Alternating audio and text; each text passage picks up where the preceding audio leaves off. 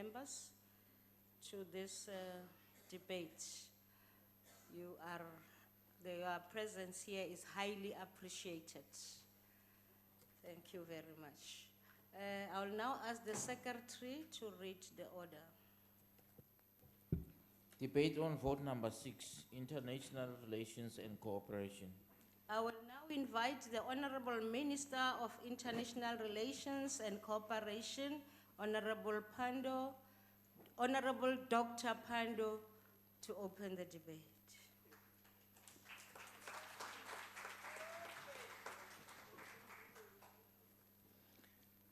Thank you very much, Chairperson.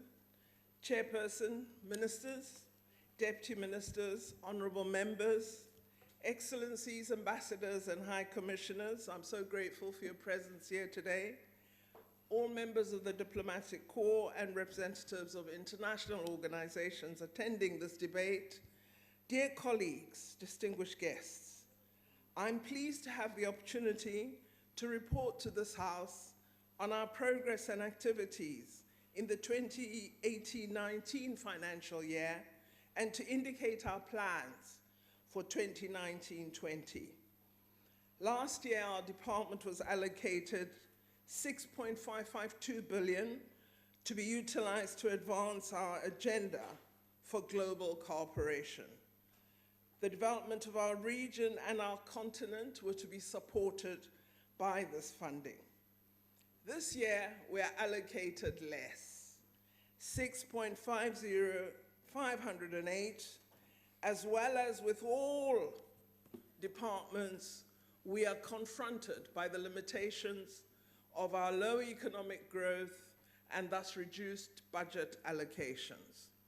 We also, as a department, unusually face the impact of currency fluctuations and rather inadequate provision for our compensation budget. Given these challenges, we have to use our resources wisely and strategically. The reduced budget severely impacts on our ability to support government in reaching our national priorities. Fortunately, we have an excellent team in DIRCO, and we shall do our best to execute our tasks. Honorable members, debates on the international relations budget and program are incomplete if they're not associated with the tremendous role the international community played in supporting us to achieve our freedom. We have in many ways sought to honor these solidarity-based contributions through reciprocating in creating a just world order that has a human face, a face of empowered women and girls, of men and boys free from war, living with human security. I've been pleased that our statements and voting patterns in Geneva and New York reflect our support for a more just world. Our work must always reflect this commitment to return the privilege of international solidarity with attention to the plight of those who seek refuge, democracy, freedom, and peace. This world has improved vastly, fortunately, from the world in which racial domination could thrive. And yet Palestine is still occupied and not free. South Sudan has internal conflict. Western Sahara is still occupied and not free. Cuba remains blockaded, and extremism and terrorism destabilize the world. Powerful forces of economic bullying seek to alter the established multilateral world order. Africa, too, continues to have many development challenges that must be addressed. We have to promote our relations in this challenging context. We have to use our extensive network and limited resources to support the emergence of a world where all enjoy freedom and democracy, increased human security, and peace. Our relationships with the world will be centered on achieving these outcomes. This year, South Africa, we celebrate 25 years of freedom. Even though we are young adults in democracy, we can, as President Ramaphosa said in his SONA address, move forward together towards achieving a stronger, greater, more compassionate, more united and harmonious South Africa, and might we add, Africa. We recall too that this year, Rwanda commemorates 25 years since the genocide of 1994. We reaffirm our friendship and solidarity with the people and government of Rwanda and salute them for their determined efforts to achieve reconciliation and a nation at peace with itself. The search for social cohesion and reconciliation have been put to good effect in both our countries, and we should use this common experience to forge greater links. The work we do will advance such links and also actively contribute to the 7 priorities announced by President Ramaphosa. These priorities are global. They are in our National Development Plan, our Vision 2030. They're in the Sustainable Development Goals, Agenda 2030, and in our African Agenda 2063, describing the Africa we want. We will promote action to realize them for our country and our continent. We pursue the priorities in a period in which Africa has entered a phase that holds much promise for genuine sustainable development. We plan to use our diplomacy to build stronger links with Nigeria, Egypt, and Kenya as anchor countries that should advance these goals. Many African countries are achieving positive economic growth and developing social and economic infrastructure that expands the likelihood of national development, of higher growth levels, and broad social development for all. It is noteworthy that democracy has also taken hold in much of the continent, with free, fair, and regular elections on the rise. We are very encouraged by the launch of the African Continental Free Trade Area Agreement. Now that it has come into force, immense opportunity for trade within Africa has come into being. South Africa must ensure it is ready to take advantage of the potential offered by this expanded market access. Once the agreement is fully operationalized, Africa will be one of the world's largest single markets, encompassing 55 countries, a population of 1.2 billion people, and a combined GDP of $3.2 trillion US. The development of the necessary infrastructure for this expanded trade is going to gather speed, and we as South Africa must be ready to play a key role. In addition, honorable members, our capacity for research and innovation could, I believe, play a critical role in advancing our industrial development ambitions. Minerals beneficiation, use of advanced manufacturing, and wider use of digital technologies could place us at the leading edge of economic innovation support in Africa. We as South Africa have excellent research universities. We train a significant number of African postgraduate students and researchers, and yet we absorb just a small number of them. We also have very competent research councils as a country. Imagine the contribution we could make to our continent if we multiplied this capacity. The development potential of a vibrant Africa-based knowledge economy would become a genuine reality. Our capacity for innovation must become part of our diplomatic interactions and be utilized to advance our continent's ambitions. We should promote the creation of hundreds of research institutes all over Africa and ensure they are supported to be innovative, productive, and responsive. We have the capacity. Let us use it strategically. One of our major cooperation successes is our regional economic community, which has established a strong platform for greater integration and growth. We must consolidate and expand trade and investment in SADC and give effect to the President's assertion that within the SADC region, we should prioritize development of cross-border value chains in key sectors such as energy, mining and mineral beneficiation, industrialization, and enhancing manufacturing capacity, infrastructure development, as well as agro-processing. We will therefore intensify several related SADC initiatives. I'm pleased with the progress that was achieved during South Africa's tenure as SADC chair. Progress on regional trade has been increased by the operationalization of the integrated real-time gross settlement system, which is hosted by the South African Reserve Bank. A total of 81 banks are participating in the system. The system aims at establishing a firm platform for increased intra-SADC trade and investment to further strengthen regional financial integration.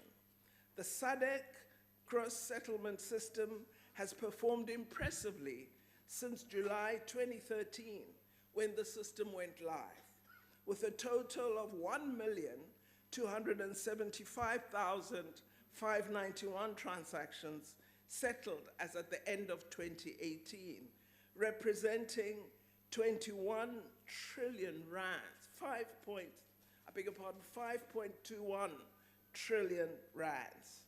The benefits of the cross-border payment system are its efficiency and the reduction in transaction costs. We believe this experience is going to make a valuable contribution to the development of the continental payment system announced at the AU Summit in Niger just 3 days ago. A second example is the completion and adoption of the SADC Energy Foresight and Assessment Study for renewable energy value chains. Member states are going to use the recommendations to develop SADC renewable energy capacities. Our Council for Scientific and Industrial Research was tasked to conduct a mapping exercise of potential renewable energy value chains for use by SADC member states. A progress report will be presented to ministers in June 2020. Third, the SADC Engineering Needs and Numbers Study has been concluded, and it will assist in implementing programs for developing enhanced engineering training at national and regional platforms to enable career development and sharing of experience and expertise within SADC. Member states have also been urged to introduce science, technology, engineering, and mathematics at very early stages in SADC education systems to increase the number of students able to take up studies in engineering fields. We also are going to work hard to promote the tripartite free trade area, the Common Market for East Africa, SADC, our Southern African Development Community, as well as the East African Community, in their summit in 2008, agreed to accelerate the program to harmonize trade arrangements among the 3 regional economic communities, with a view to establishing a single free trade area encompassing all member states of these 3 regions. Our country appended its signature on the agreement establishing the tripartite free trade area on 7th of July 2017 in Kampala, Uganda. To date, the agreement has been signed by 23 member countries. We require 14 ratifications to enter it into force. Thus far, we have 3, and we need more. We will intensify our diplomatic efforts aimed at urging other member countries to sign and ratify this important instrument in order for it to become operational. A summit is scheduled to take place in January 2020 of the tripartite communities. We hope that the ratification threshold would have been reached by that date when we meet in Kigali, Rwanda. The recent report of Africa's regional bodies submitted at the AU's extraordinary summit in Niger confirmed the critical role that regional economic bodies are playing in our development programs, and particularly in acting on our programs linked to Agenda 2063. Honorable members, I confirm that our commitment to Agenda 2063 remains steadfast. We are honored to have been selected as the 2020 AU chair. we are cognizant of the huge responsibility this places on South Africa, particularly the pursuit of the ambitious agenda of silencing the guns by the end of 2020 in our continent. We have a rare opportunity to place this goal on top of the agenda of the United Nations Security Council when we assume presidency of the Council in October this year. The theme for our Council presidency is continuing the legacy, working for a just and peaceful world. It is important to use our tenure at the Security Council and as chair of AU to implement the enhanced cooperation agreement on peace and security as it foregrounds commitment to conflict prevention and to addressing the root causes of conflict. This commitment is the embodiment of the legacy of Nelson Mandela, who during his tenure as president of our country worked tirelessly to advance peace and stability on the continent and globally through mediation and preventative diplomacy. The continued existence of conflicts diverts us away from our goal of peace and development. In this regard, we repeat our call for a total ceasefire in Libya and the pursuit of an inclusive national dialogue led by the African Union. On Sudan, we deplore the recent violence and deaths in that country and welcome the agreement reached by the Transitional Military Council and the Forces for Freedom and Change. This is an opportunity for the people of Sudan to begin entrenching peace and stability. We applaud the mediation efforts of the African Union and IGAD. As South Africa, we stand ready to assist where we can. Our experience in conflict resolution and in drafting a progressive constitution make us a partner genuinely able to resolve complex national problems. Our president has done much to assist the Kingdom of Lesotho as the envoy of SADC. While appreciating the progress reported recently, we implore all the people of the Kingdom of Lesotho to work diligently on the finalization of the necessary constitutional and security sector reforms. We thank former Deputy Chief Justice Moseneke for his work as the presidential facilitator. A peaceful and stable, as well as economically integrated Africa will contribute toward transforming the world to ensure that people of the global south are not marginalized. We have partnered with like-minded countries to improve our condition and that of our partners. Work in Africa's partnership with China in the Forum for China-Africa Cooperation and with Japan in the International Conference for Africa's Development can make a significant contribution to our progress. The BRICS is also a formation which has the potential to change the global political and economic outlook. The work of the new development bank, its Africa Regional Center located in South Africa, and the contingency reserve arrangement are concrete examples of the effectiveness possible in BRICS. The regional center is focused on providing financial and project preparation support and funding for infrastructure and sustainable development in South Africa, Africa, and we hope in future to other developing countries. In April this year, the NDB approved around $790 million of loans for 3 projects in South Africa. One half of the funding is for Eskom to stabilize our national electricity grid. The NDB and Eskom signed a separate agreement for a $180 million loan to implement an integrated renewable energy project. This is all evidence of the use of diplomacy to address national imperatives. The NDB will also provide infrastructure and sustainable development project funding to countries that are not members of the BRICS. It has confirmed that part of the $790 million will fund the Lesotho Highlands Water Project. The implementation of the second phase of this project is important for both South Africa and Lesotho and is of immense development value to the two countries.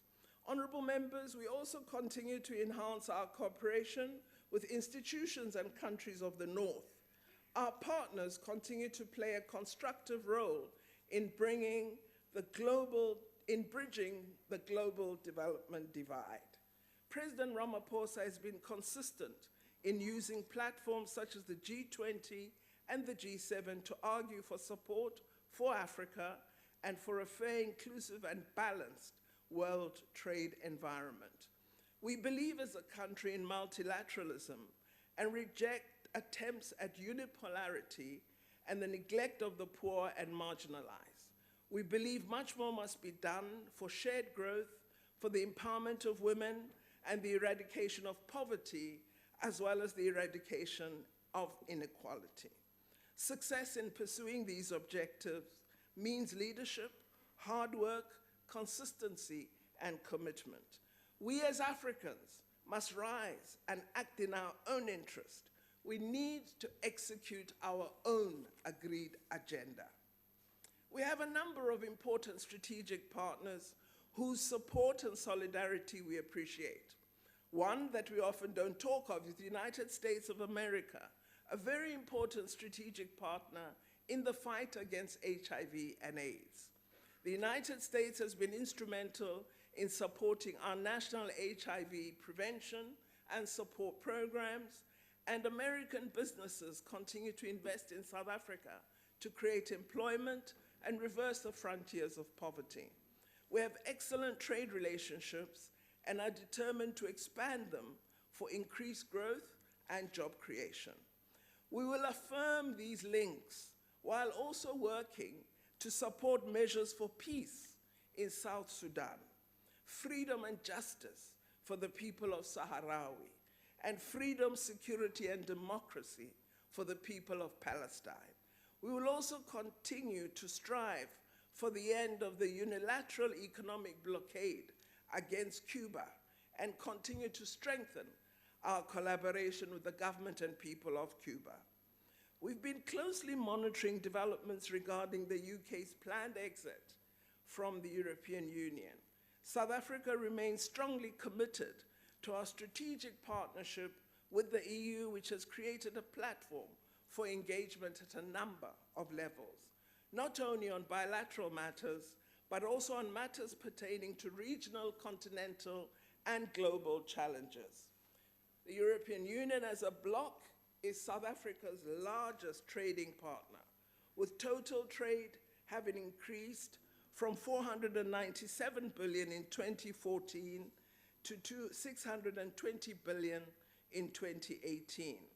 While there remains a significant trade deficit, South African exports to the EU have increased from 197 billion rand in 2014 to 268 billion rands in 2018.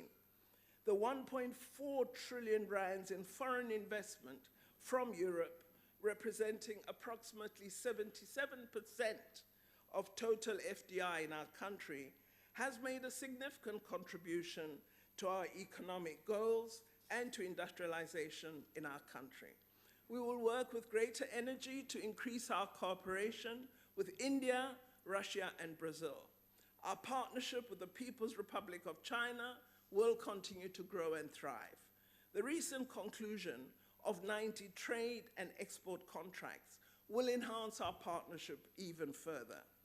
In his recent SONA address, the President referred to the need for us to increase tourist arrivals to support our economy. Europe and Africa remain among the leading continents in terms of tourist arrivals in South Africa. I've tasked all our missions with the responsibility to help manage and brand South Africa to attract more tourists. Similarly, they've been given the huge task of assisting us in securing more foreign direct investment while identifying and leveraging trade and cultural diplomacy opportunities in their host countries. Our foreign policy principles remain, honorable members, centered on promoting peace, human rights and dignity for all throughout the world. We continue to be guided by our apex mandate, which is our constitution. I'm currently studying the Ministerial Review Panel report on foreign policy and hope to report to our Portfolio Committee and Parliament on our response very soon. We also hope that Parliament will assist us by processing finally the Foreign Service Bill. I'd like to conclude by thanking the two Deputy Ministers for their guidance and support in preparing for the budget vote. Deputy Minister Botas will outline further details of our work in his contribution. Deputy Minister Mashiko Dlamini is away on official duties attending a Commonwealth Governing Council meeting. I thank our Director General and the management of the department, my special advisors, the staff in the ministry, my family, especially my daughter, who rather late at night had to listen to my draft of the speech and was falling asleep, poor thing, but kept up. I thank her for that. Thank Sorry you, to have put you Honorable through that pain. Minister. Let me thank the DERCA team for their role in ensuring that we were ready to provide an overview of our work in this debate. Thank you very much, Honorable Thank you, Chair. Honorable Minister.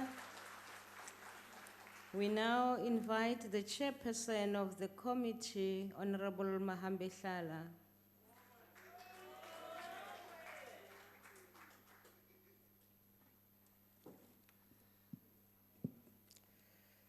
Honorable Chairperson, Minister, Deputy Ministers of International Relations and Cooperations, Honorable members of the portfolio, members of the Diplomatic Corps, distinguished guests, ladies and gentlemen, allow me to greet you. We meet here on a historic day, the 11th of July, the very same day on which our revered Rivonia trialists were rounded up at Lily's farm. As we come to learn from the annals of history, these great heroes were incarcerated for making the world a better place. So today, I start the premise that the world we live in can be a better place. And I say this with great certainty. We need a paradigm shift. Africa should be peaceful, united, and prosperous. After all, it is a continent blessed with all the raw materials from oil to any other natural resource you can think of.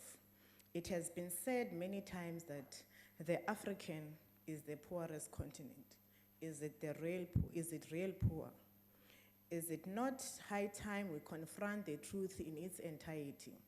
And that is, some amongst us are stealing from the continent with assistance of former colonial masters, or some are simply the conduits of former colonialists. Collectively, we must continue to celebrate the victories won for our liberation. We must dedicate ourselves to rise together whilst we ensure that we defend our liberty and unity. In the words of Kwame Nkrumah, we face neither east nor west, we face forward, close quote. Honorable members, whilst we celebrate and deepen the liberation of our fellow African states, we cannot for one moment forget about the rest of the world. Our own sovereignty is strengthened by our ability to influence the world's outlook on humanity's development in economic terms and the advance of human rights. South Africa in itself is a great testament of the world that if you ignore the human rights of certain groupings or humans in your society, in the long run, you cripple the economic growth of the country. This is one obvious lesson that apartheid taught the world. Perhaps our greatest diplomat, liberation stalwart, and former president of the ANC, Oliver Reginald Tambo, coined it best when he said, I quote, "We who are free to eat and sleep at will, to write, to speak, to travel as please, we who are free to make or break a revolution, let us use our comparative freedom, not perpetuate the misery of those who suffer, nor to give indirect aid to the enemy they fight by withholding our own contribution." Honorable Chairperson, indeed, We can't stand aside and watch while our sisters and brothers in Western Sahara continue to be deprived of statehood and complete independence. We must take tangible and decisive steps to ensure that after the sixth administration, we speak of a liberated Western Sahara. Honorable members, we may think that we no longer live in an era of colonialization and imperialism, but recent events in Venezuela and Libya, to some extent, show us a completely different picture. It is no coincidence that all rich countries experience similar levels of unrest and disenfranchisement, albeit at different times. We cannot be at ease whilst history repeats itself in any part of the world, for the simple reason that when a regime is changed outside the country's own violation, almost always results in a human rights crisis. We cannot ignore the plight of Libyans today, especially because it was not of their own doing. The crude colonialization of that country has had a profound effect on how the world's take on immigration, especially in Europe. We now live in an era where thousands of migrants die whilst fleeing states which used to be functional before. If we do not take decisive steps against the resurgence of an imperialist agenda, we run this risk of seeing a relatively progressive human rights agenda deteriorating. There are few countries in the world who have resisted the cudgels of capitalism and imperialism like Cuba. For 50 years, the people have suffered as a result of an unjust economic, commercial, and financial blockade by the US. This has been a major hindrance to Cuba's development. Despite this, the Cuban nation has maintained its independence and sovereignty in the face of the vicious imperialist orchestrated campaign to destroy the impressive gains made by the Cuban Revolution. We must continue to assist the Cubans to be masters of their destiny. In many ways, the internationalist character of the Cubans has aided many revolutions on the continent. It is this internationalist character that we should continue to embody in our approach to peace and security in the world. Honorable Minister, as the ANC, we have been unanimous on the plight of the Palestine people. In the Palestinian people, we see ourselves. We see the rightful owners of the land being oppressed, killed, and degraded as human beings. It is an inescapable sense of déjà vu.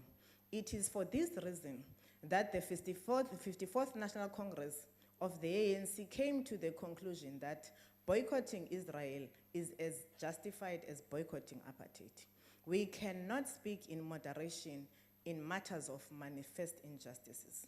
As former President Mandela put it, the temptation in our situation is to speak in muffled tones about an issue such as the rights of the people of Palestine. We can easily be incited to read reconciliation and fairness as meaning parity between justice and injustice. Having reached our freedom, we can fall into the trap of washing our hands of the difficulties that others face, yet we would be less human if we did so. Close quote. The implementation of all NASREC resolutions insofar as this question is concerned is undoubtedly framed around this logic. The Gaza Strip has become a war zone, a site of injustice and the definition of human rights violation. To this end, we look forward to a concise plan on the full implementation of Israel's downgrade. And if need be, we must be willing to go the route of economic embargoes against Israel. Honorable Chairperson, as I conclude with a profound but simple quote by Che Guevara, words that do not match deeds are unimportant, close quote. In other words, House Chairperson, the efficacy of Better Africa, Better World approach will not be judged by what we say, but rather by what we do. International solidarity is meaningless without any real tangible actions. I have no doubt that this budget vote supports an action-based plan. As the African National Congress, we support Budget Vote 6. I wish to thank the officials of Parliament, the Department of International Relations and Cooperation, and the members of the portfolio for assisting us and have a robust debate in all the issues that we have taken as a collective. Thank you very much, Chairperson. I thank you, Honorable Mahambe Chala. Honorable Bergman from the GA. Thank you. Honourable members, the time has come to ask ourselves some tough questions. Are we masters of our destiny, or are we doomed to repeat the same mistakes as the dark past that we come from? Ever asked yourself about the value we are getting as a country from our BRICS membership? Has South Africa not been reduced to playing second fiddle to countries such as China and Russia? South Africa is trying so hard to move away from its colonial past. Would it not be fatal for the country to land in the same trap as before? The problem is that we send off mixed signals, to the extent that there is a communication discord between the Department of International Relations and Cooperation and the executive. South Africa has come out of a devastating Zuma administration, which our current president rightfully described as wasted years. We watched in dismay as international fugitives wanted by the international crimes courts, such as the Sudan's deposed dictator, Omar al-Bashir, were assisted by organs of state to exit the country in violation of our international obligations. We witnessed the assault of a South African citizen on our soil, but the state bent over backwards to protect the perpetrator instead of the victim. We were constantly bombarded with reports about allegations of smuggling by our diplomatic staff. Honourable members, we cannot allow this assault on our image as a country to continue. Our inconsistency in defending human rights abroad is unacceptable. We only seem to raise our voice on human rights abuse when the offending country is not one of our so-called friends. We enter the UN Security Council with a string of illogical voting patterns that seem to be more about an appeasement to our allies than a firm stand for a cause. Honourable Minister, I appeal through the chair to you to allow DIRCO to do its job without undue interference from other arms of government. Oftentimes, DIRCO has been called upon time and again to clean up the mess caused by politicians. It is time that the DIRCO committee is given space, the International Relations Committee is given space to conduct its oversight role unhindered on all the department's functions. What South Africa needs is a predictable and logical international engagement framework that will guide our diplomatic personnel on what is expected of them. Diplomatic staff must know that there are consequences for deviating from the set of code of conduct. Members of the executive must be made to understand that message discipline is a key requirement to successful engagement with our international partners. The era of burdening DIRCO staff with cleaning up the mess caused by motor mouths in the executive should be a thing of the past. Just as we need stability in the country, we also need stability in our interaction with our international partners and allies. A DA government would review all current missions with a view to measuring the contribution to South Africa's development. Whether an increasing bilateral trade or increasing tourism receipts to our shore, any mission that does not measure up will either be closed or downgraded. South Africa's interest and not political considerations will inform our approach to diplomatic engagements with the rest of the world. We must be careful that when we shout for downgrades, that those very same actions that we call for do not cause own goals on our own country in terms of loss of jobs, loss of trade, and loss of technology enhancements. Our role in the AU will be to facilitate the deepening of democratic practice, consolidation of the recently signed Inter-Africa Free Trade Agreement, infrastructure development, and value addition of our natural resources. Gone should be the days where we have to mine a resource, send it abroad, have it manufactured abroad, and then buy that same resource back from another country. We will be unwavering in our condemnation of human rights abuses, wherever they may be. Even as we try to live in the letter and spirit of our Bill of Rights at home, We should fight for the same privilege for oppressed people around the world, and not just in 3 countries as was mentioned by the Minister.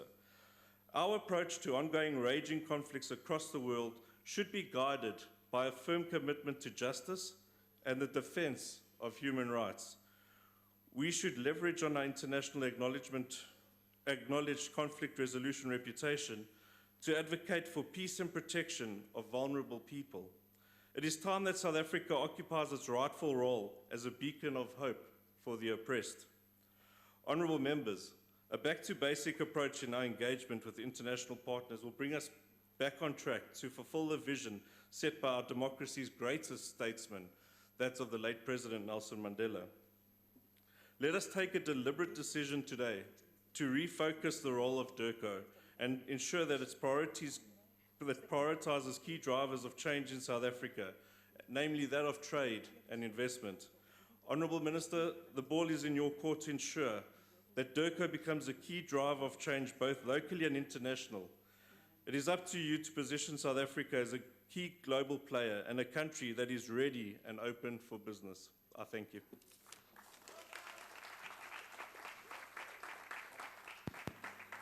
Thank you very much. We now invite Honorable Msani of the EFF to continue with the debate. Thank you, Chairperson. Chairperson, on behalf of the economic freedom fighters, I would like to take this opportunity to pass our condolences to the family of the late Mam Nomhlem Nkonyeni, who passed away early yesterday morning. Mam Nkonyeni had a distinguished career spanning close to 60 years and inspired generations of Southern African actors to aspire for more. May her beautiful soul rest in peace and rise in eternal glory. Minister Pandor, as a distinguished freedom fighter yourself, you need no one to lecture you about the critical role played by the international community, particularly our siblings in the African continent, in the Caribbean, our comrades in Latin America, Europe, and the Middle East, in the struggle for liberation in this country. This history ought to underscore the premise of our international relations policy, which must be underpinned by the experience of the international anti-apartheid movement, which was the largest human rights campaign in the world, where people all over the world responded to the oppression of the people of this country and committed themselves to our liberation. They never needed to come here, but they mobilized themselves and held their governments accountable for diplomatic and economic ties they had with the murderous apartheid regime. Today, these historical lessons should constantly poke our conscience and international relations approach. We must ask ourselves if we have remained true to the values that underpinned our liberation struggle, and if we have not betrayed the hopes of millions who sacrificed their own Tanzania, Nigeria, Cuba, and Angola. Today, we live in a global community where imperialism is raising its ugly head, again through economic manipulation of the less developed countries. The US trade embargo on Cuba, the shameless attempt to remove Nicolas Maduro in Venezuela, the constant undermining of the rights of the people of Haiti to choose their leaders, the deliberate destruction of Iraq and Syria, the unforgivable assassination of Colonel Gaddafi, the destabilization of Congo, all these and more tell us that the forces of imperialism will never rest until they have sucked the last drop of blood from developing countries. It is for this reason that we need our international relations approach to be embedded on the principle of Pan-Africanism and progressive internationalism. We must be driven by solidarity with the oppressed and the exploited in the world. We must understand that we will never be completely free until there is democracy and peace in Congo, until the people of Libya and Sudan have full control of their natural resources, until the people of Palestine are free from the oppression of the apartheid of Israel.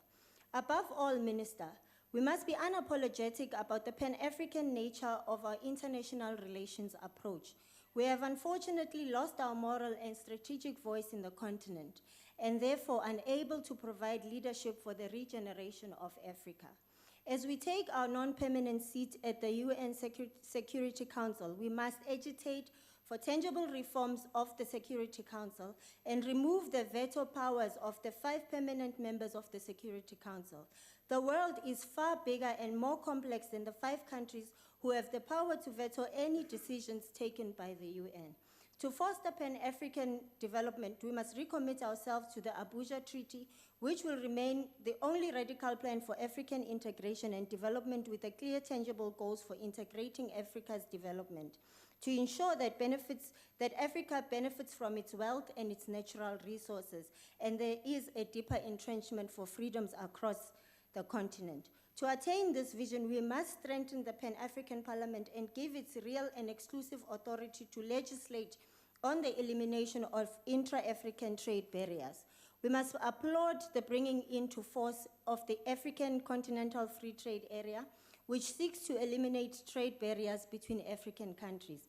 We must, however, emphasize that the trade and movement of goods within Africa must be for African-produced goods. This must emphasize the local production and beneficiation of goods in Africa. African mineral resources must be processed in Africa to create jobs in Africa.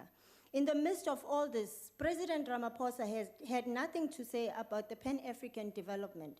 He did not even mention anything about Africa in his State of Nation address. The continent looks up to South Africa because of our relatively advanced capitalist economy, even while the economy serves minority, with the rest of our people languishing in poverty. Lastly, we need to work towards the African isolation of Botswana, which has been a home to an imperialist military base, and fight for progressive reforms within Botswana, which should involve the people of Botswana. Fight for democratic political reforms in Eswatini, including the political and economic isolation of the monarchy, until there are meaningful political changes and tolerance in the country. Protect Zimbabwe from imperialists, threats, and sanctions, ensuring Zimbabwe is self-sustainable and that the land remains in the hands of the Zimbabweans. Honorable Minister, we reject your budget. Thank you, Honorable Msane. Honorable Hlengwa, the IFP. Babu Hlengwa angakujwayela ufika masinya kangaka la ku podium. Honorable House Chairperson and honorable members, at the outset, the IFP wishes to welcome Minister Pando and her team to DECO, and we wish her well as she carries our hopes, dreams, and aspirations to the world as Tswana's top diplomat. Honorable Minister, I was very happy when you spoke about world bullies and world bullying. On Saturday, I had the privilege of attending the birthday celebrations of His Holiness the Dalai Lama in Pretoria, which was hosted by his office here in South Africa. The shirt I'm wearing was given to me then as a reminder that we as South Africa, the land of the free, should be refuge of those who are world oppressed. And so when Minister, we must reflect, therefore, on the decisions we took not to grant the Dalai Lama a visa, as a reminder that we should never walk away from human rights. As we speak about Western Sahara, which I support you fully, Minister, and on the issues of Israel and Palestine, ensuring a lasting solution, the two-state solution, we agree with you, Minister. Equally, Minister, we must speak about the big bullies, China, and its one China policy and what it is doing and wreaking havoc for the people of Tibet and Taiwan, who themselves also want their freedom and democracy and universal suffrage.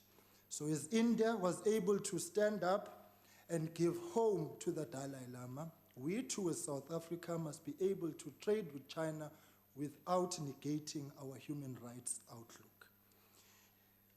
You speak about Minister Sudan, and whilst we are happy at the developments, the fundamental question becomes, where was South Africa when we allowed Omar al-Bashir to escape South Africa?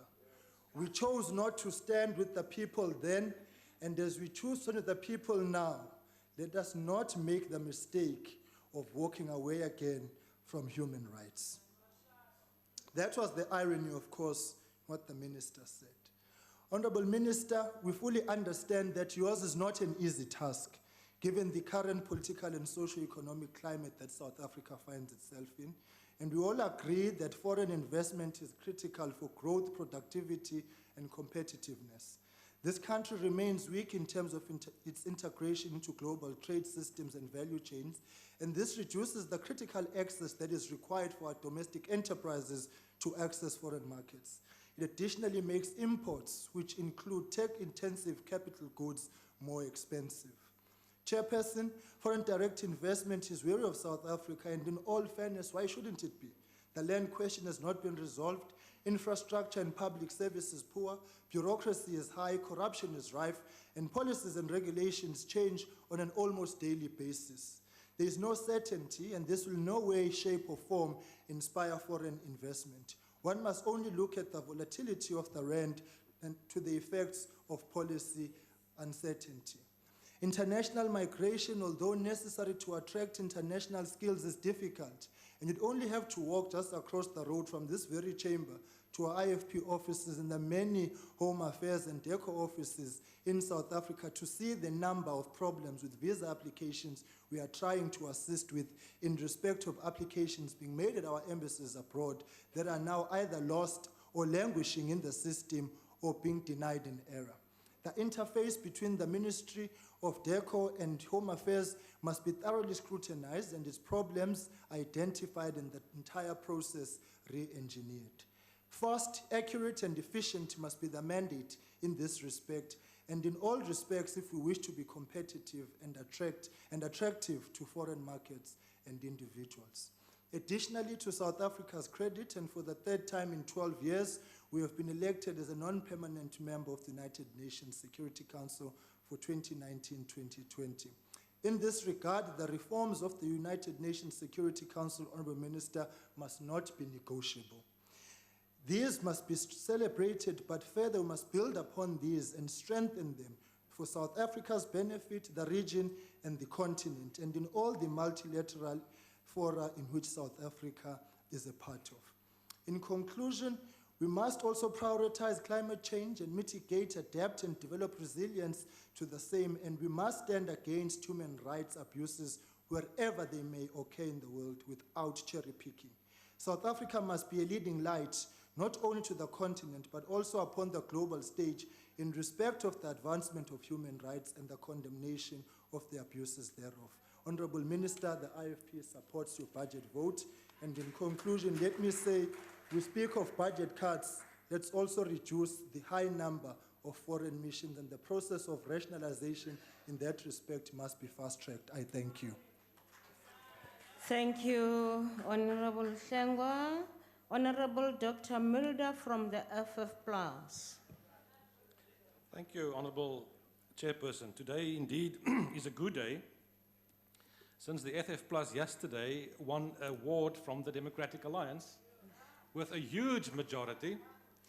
The Freedom Front Plus won that award with more votes than all the other parties participating combined, and that just indicates the swing towards the Freedom Front Plus continues, be that as it may. No, they were not. No, they were not. Now, Honourable Minister, allow me to congratulate you on your appointment. You are also a veteran since 1994. And we all know that at the moment there's a term being used when we refer to President Ramaphosa, when people talk about Ramaphoria. I would like to suggest that we also look at the term when it comes to our International Relations Department and maybe speak about Pandorphoria.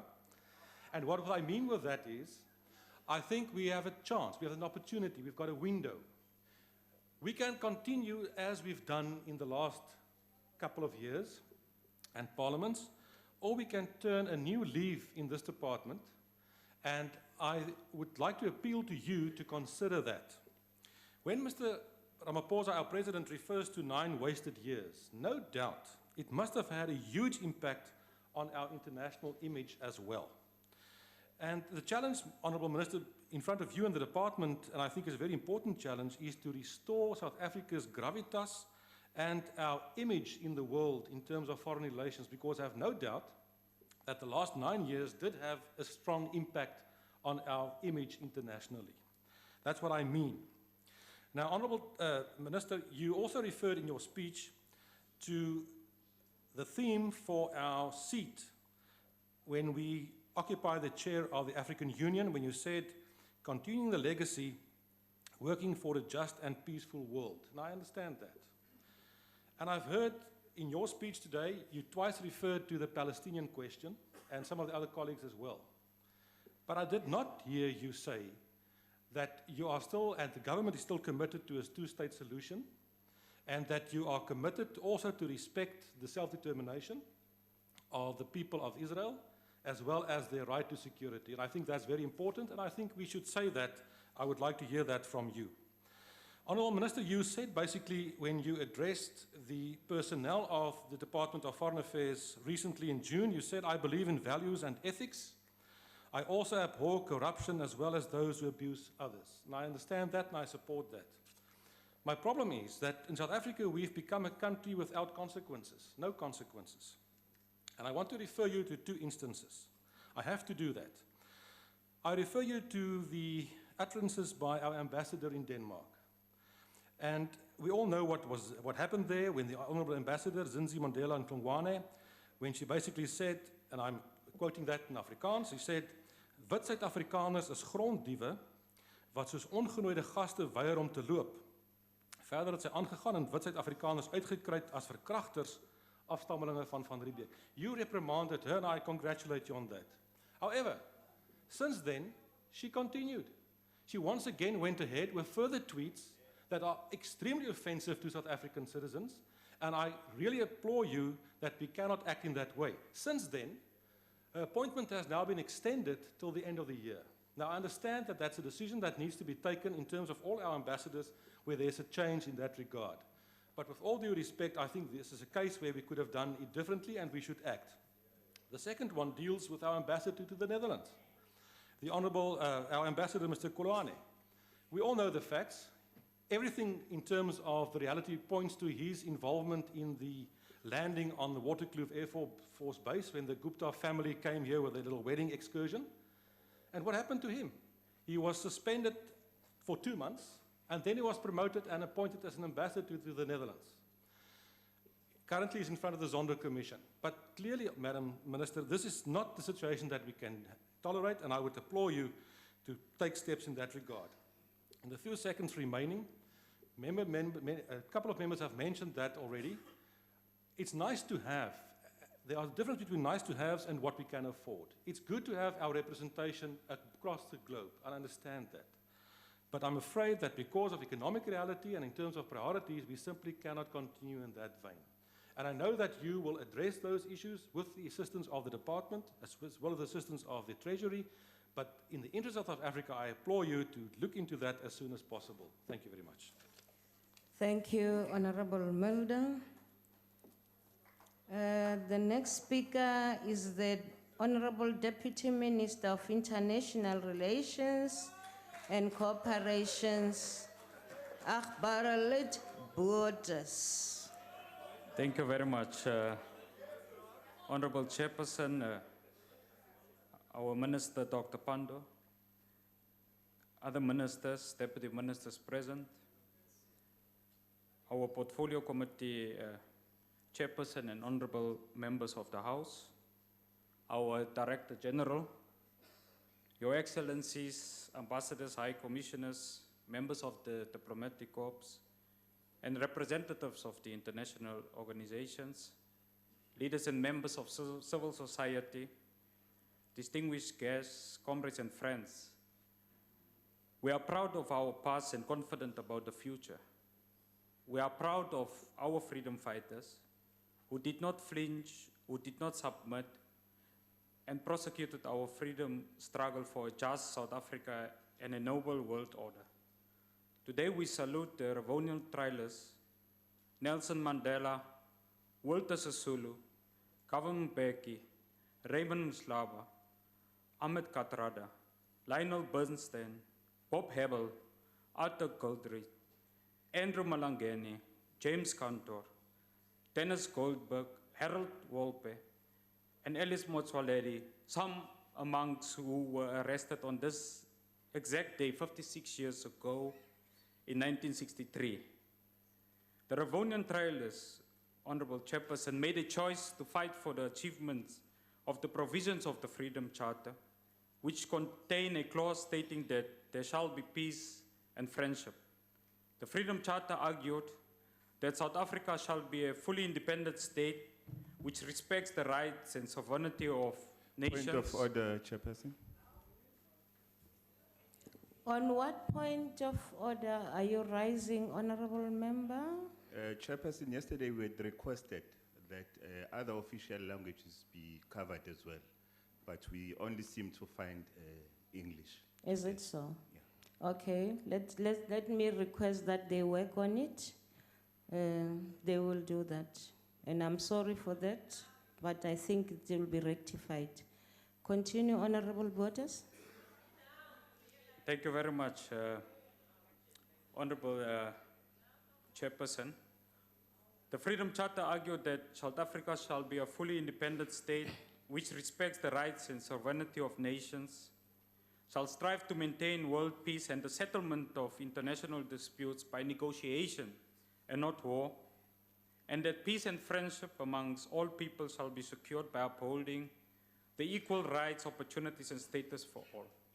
Our Constitution, as well as Chapter 7 of the National Development Plan, envisage an activist developmental state with an overarching foreign policy architecture premised on Pan-Africanism, progressive internationalism, and human solidarity, with in particular the countries of the South, a human rights-centered foreign policy with due regard and respect for international law, multilateralism, and an international rules-based order to resolve conflict peacefully, and economic diplomacy. The Department of International Relations and Cooperation's mission is to promote South Africa's national interests and values and the African Renaissance, and to create a better world for all.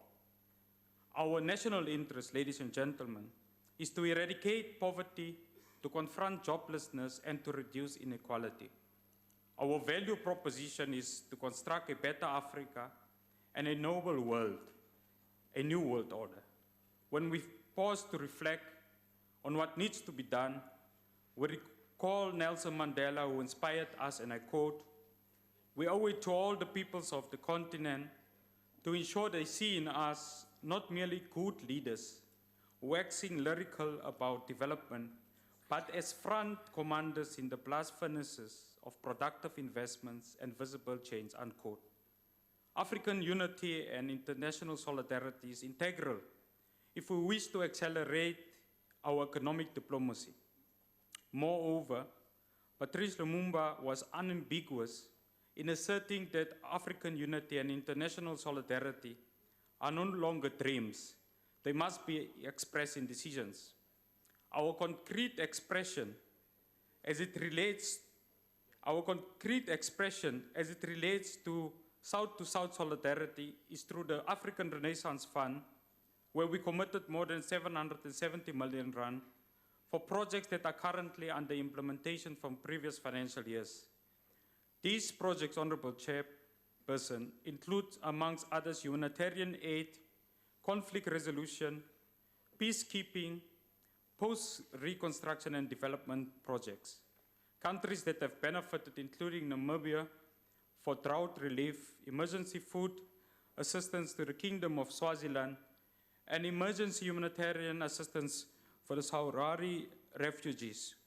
Furthermore, Honorable Chairperson, we have supported peacekeeping missions, conflict meditations, promotion of democracy and good governance in both the Kingdom of Lesotho and Madagascar, the establishment of the African Ombuds Research Institute, and South Africa's participation in the African Electoral Observer Missions of Zimbabwe, Swaziland, DRC, Mauritius, Madagascar, and Comoros were also supported. In the 2019-20 financial year, the African Renaissance Fund has committed a further 138 million to new projects. These new projects include, amongst others, humanitarian, specifically disaster assistance to Zimbabwe, to the worth of 50 million rand, and Mozambique, the deployment of a a border boundary expert and humanitarian aid to South Sudan to the tune of approximately 115 million rand, and to the African Women in Dialogue Leadership Program, which bring together 1,000 women leaders from across the African continent. We will continue to support electoral observer missions in the forthcoming elections across the continent and strengthen electoral training support, democratic institutions, and institutions as it relates to good governance is concerned. House Chairperson, we draw inspiration from Che Guevara when he defined what a revolutionary and a comrade is, and he said, and I quote, "If you tremble with indignation every time that an injustice is committed in the world, then you are a comrade of mine," unquote. To solidify our posture on progressive internationalism and revolutionary solidarity, we approved already in 2015 an amount of 350 million rand as a means of economic assistance package to the people of Cuba. We will continue to strengthen our bi- and multilateral cooperation with Cuba, which includes others, amongst others, skills transfer, development assistance and trade. We will continue to increase our trade with the regional economic organizations, and we remain steadfast in our call to end the unjustified and unjust economic blockade by the United States of America against the people of Cuba. Chairperson, we remain concerned about the humanitarian crisis in Venezuela, and we call for a peaceful solution to the crisis, and we call that all development assistance provided must be through international recognized humanitarian organizations. As a country, we will ensure that the African continent and the global South remain on the agenda of BRICS, IPSA, and the Indian Ocean Rim Association. Our national interest and the interest of the global South remains the driving force behind our membership in these noble formations. Honorable Chairperson, through our bilateral, regional, and multilateral relations, we will work with our European counterparts to address mutual geopolitical global challenges. This includes the rise of extremism, terrorism, right-wing populism, narrow nationalism, neo-fascism, xenophobia, racism, anti-Semitism, and migration. We believe that these challenges are not unique to Europe and are instead the effects of the failure of neoliberal internationalism that has taken root over the past 3 decades globally. We will therefore commit ourselves to work and build an alliance with like-minded countries in the North to push back the threat to multilateralism, the question of climate change denialism, and political interference in the sovereignty of countries. There are more than 2,000 companies from the Americas and Europe operating in South Africa. Many countries in the Americas and Europe allocate significant funding to technical exchanges, collaboration is in the field of science and technology, and other vocational training. It therefore holds, House Chairperson, that there's a significant potential and interest in collaboration and probable collaboration on the 4th Industrial Revolution programs. Whilst we believe that our future economic growth opportunities are in the South, currently, as the Minister have indicated earlier on, the EU countries collectively remains our largest trading partner. Therefore, we require equal commitment to both the North and South to advance the economic diplomacy of South Africa. In particular, South Africa will continue to engage with North America as an important region for trade, investment, tourism, technological transfer, health, and education cooperation in pursuit of our national priorities. Honorable Chairperson, the United States of America is the most significant economic partner with 76.7 billion rand in South African exports to the United States in 2018, with 73.1 billion in imports supplemented by investments worth 129 billion rand in South Africa. There will be a continued focus, therefore, to work with partner departments and our friends and partners in the USA on removing the impediments to South Africa's value-added exports to the United States under the African Growth and Opportunity Act. The attraction of higher level of FDIs from the United States will be a key focus to secure increased support for the President's investments drive, including for the follow-up investment conference to be held in November 2019. Aligned with the national objectives as identified by President Ramaphosa in the SONA, South Africa will receive in excess of $915 million in development cooperation from the United States in 2019. In the area of health, that will be further complemented by a funding allocation from the USA to an amount of $730. That will be directed $730 million that will support antiretroviral treatment. Honorable Chairperson, to illustrate the strategic and significant role our missions play in the reconstruction and development of our country, I wish to cite the work of one of our missions. In Germany, our economic diplomacy has resulted in the increase of South African exports from 125 million in 2017 to 133 million in 2018, translating to an 11% increment.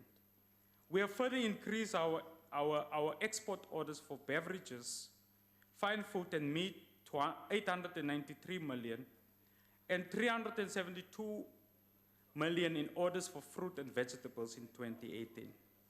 In the automotive industry, Germany, through BMW, Mercedes South Africa, and VW South Africa, have been able to increase the human capital development to enable South Africa to produce higher quality vehicles, parts and accessories to the same standard of Germany. Importantly, House Chair, we are now part of the global manufacturing supply chain, which makes South Africa an exporter of high quality products. I wish to thank our dedicated Ambassador Stone Zizana for his excellent work in this regard, and our appreciation is extended to all heads of missions and the staff for their commitment and devotion to promote our country abroad. President Ramaphosa has been unequivocal that, I quote, "The current generation of youth has therefore chosen as its mission the attainment of economic freedom," unquote. We should therefore maximize our resources in the Department of International Relations and Cooperation to break the intergenerational poverty and maximize the democratic youth dividend. In this regard, Honorable Chairperson, we wish to commit DERCO to expose our young people to the diplomatic world and will announce a more pragmatic program in this regard on the United Nations International Day of the Youth to be convened on the 12th of August 2019. We will equally so continue to provide consular services to our vulnerable youth who, because of their socioeconomic conditions, became exploited by drug traffickers and ended up in foreign prisoners, particularly the girl child. We will do this, Honorable Chairperson, in line with the Vienna Convention. Ladies and gentlemen, as I conclude, the President of the Republic of South Africa has detailed his better vision for South Africa, for Africa and the world, and was inspired by Dr. Mia Jameson, the first African-American female astronaut, who inscribed that we should never be limited by other people's limited imaginations and that we should continue to dream and reimagine a world free from poverty. Ra leboga motlhomphehi. Thank you very much. Ra leboga. Before giving Muruti Mishwe, Mhlonishwa Langa, ikhona i-translation yesinguni inesizulu kunumber 5, kune representer Sotho, Gespedi, number 7. I think you are now okay. Thanks. Sibonga, ma. Ubabumishwe from the ACDP. Thank you.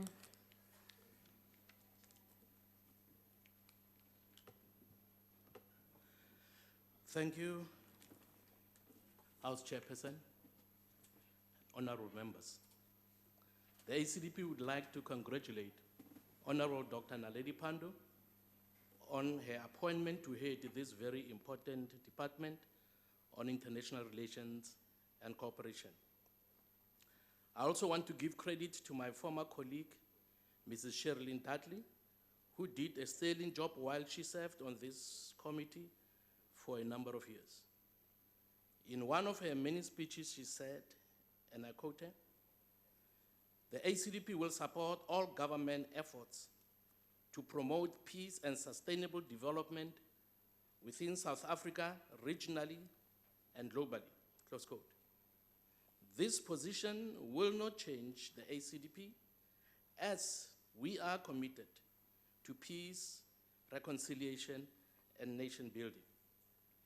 The ACDP is aware that pressure is constantly put on South Africa to take sides in many conflicts.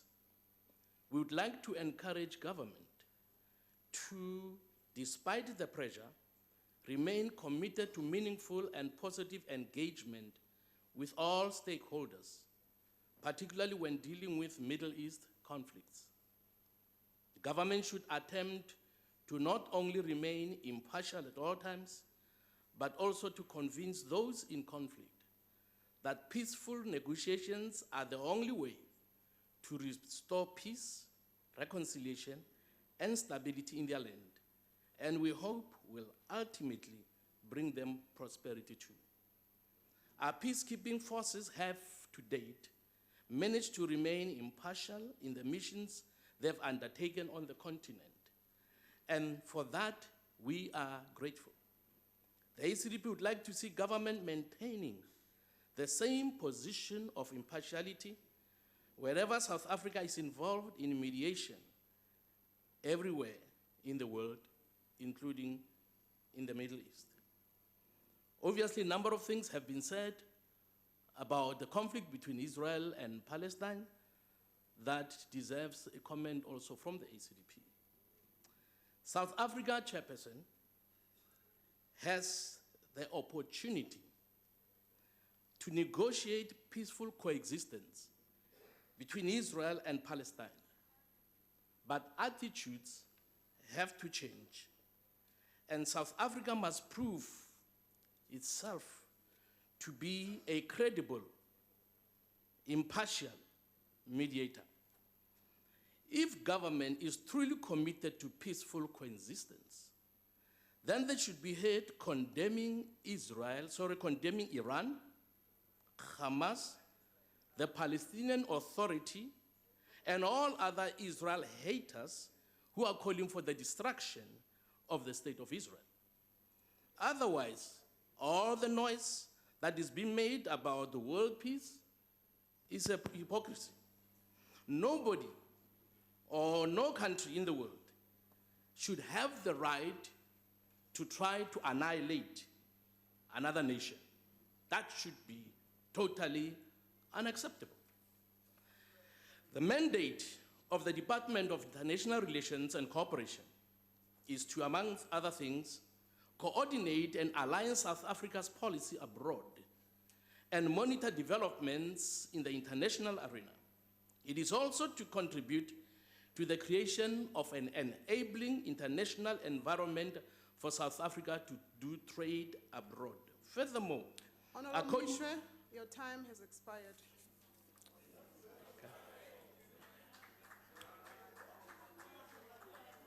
Thank you. We now call upon the Honorable B. Swart.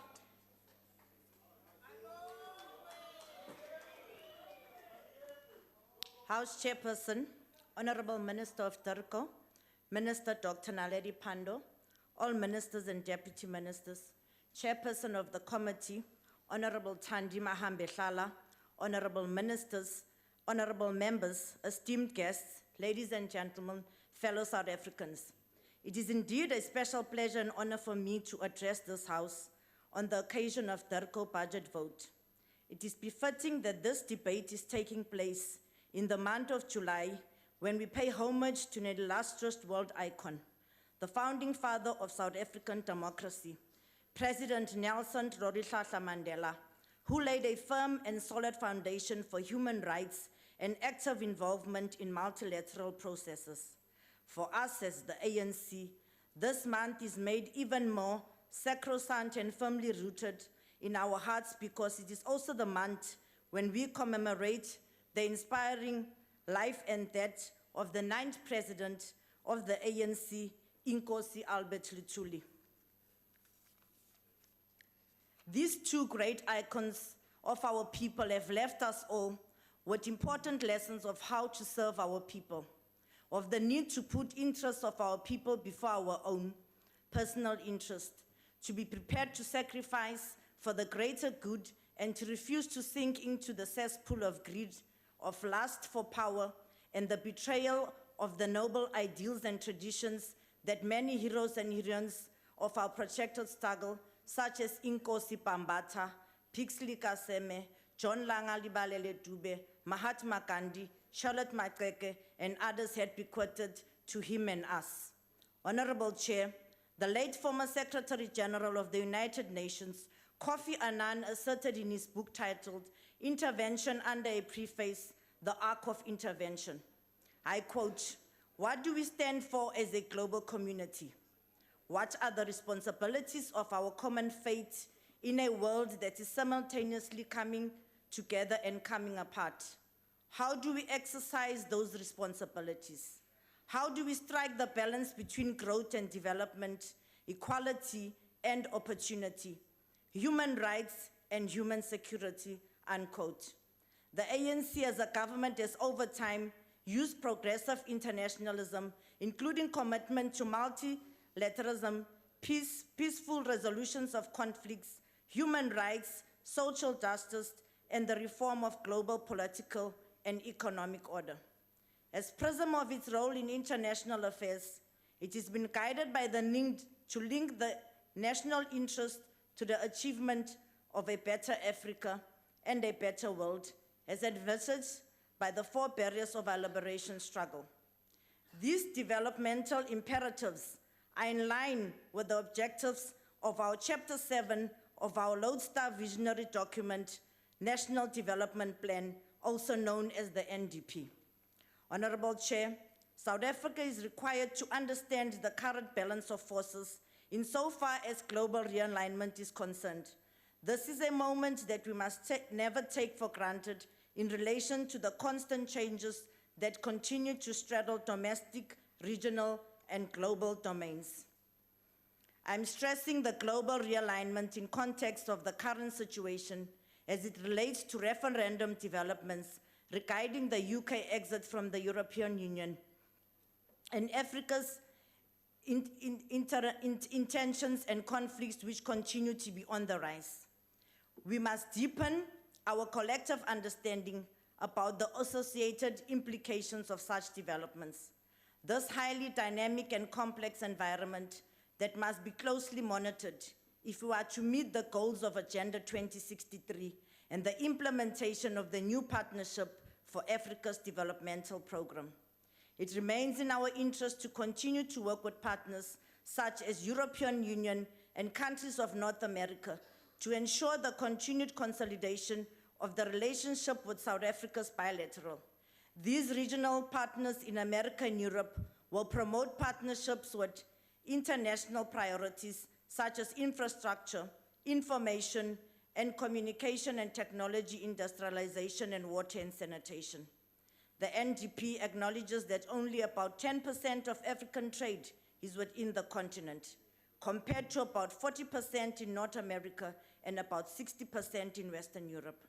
Honorable Chair, it is our firm belief as a portfolio committee that South Africa as an emerging economy continue to grapple with a large majority of Africa's role in the EU, in its populace that lives in poverty, It is against this backdrop that South Africa's role in the EU as the largest trading partner in Africa should be able to utilize the strategic partnership in promoting trade, investment, tourism, technology transfer, education and health cooperation for the realization of our national objectives. We are looking forward to the impact of the investment drive that our president is driving with a special envoy team to attract more foreign direct investment in the country. This will go a long way in growing our economy, in turn create jobs, particularly for young people. We must be aggressive and radical in promoting South Africa's brand in the interest of attracting more investors in the country. We are hopeful that the next round of the President's investment drive for the conference in November in 2019, as already announced, is a welcome boost already to the country's economy. Honorable Chair, let me hasten to congratulate South Africa for being afforded an opportunity of a seat in the United Nations Security Council for the period of 2019 to 2020. We further welcome the expression of confidence by our counterpart in the AU, who have elected us as the 2020 AU incoming chair. It is our hope that these seats will help us as a country to advance and drive the vision enshrined in our National Development Plan, which posits that South Africa seeks to build strategic partnership for development in order to realize our national priorities, including contributing to peace and prosperity across the continent.